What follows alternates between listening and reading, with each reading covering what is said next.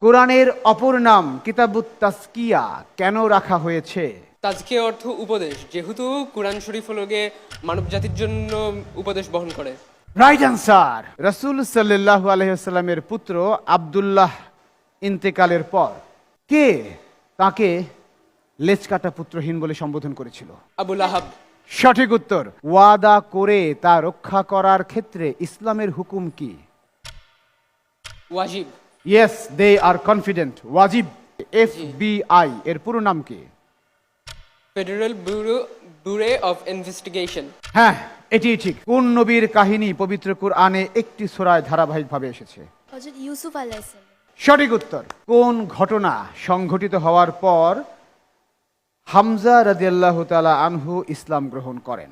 আবু জাহেল মহানবী সাল্লাল্লাহু আলাইহি সাল্লামকে পাথর মারার আঘাত করার পর। আঘাত করার পর। সঠিক উত্তর।